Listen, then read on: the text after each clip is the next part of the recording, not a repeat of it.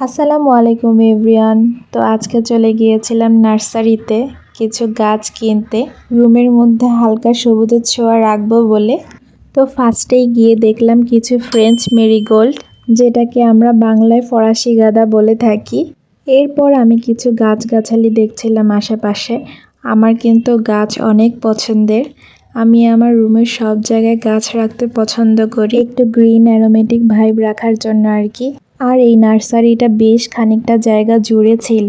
তো আমি ঘুরে ঘুরে সব জায়গায় দেখছিলাম কোনটা আমার ভালো লাগে। আর এরই মধ্যে না আমার এই যে এই বাগান বিলাস গাছটা পছন্দ হয়ে গিয়েছিল। তারপর এখানে দেখলাম সবাই চারা বুনছিল, আর এরা না গাছের প্রতি খুবই শৌখিন ছিল। তারপর ঘুরে ফিরে আমার সেই বাগান বিলাসের দিকেই চোখ যাচ্ছিল। তারপর এদিকে দেখলাম ডিফারেন্ট কালার রোজ, আর রোজ তো সবারই অনেক পছন্দ।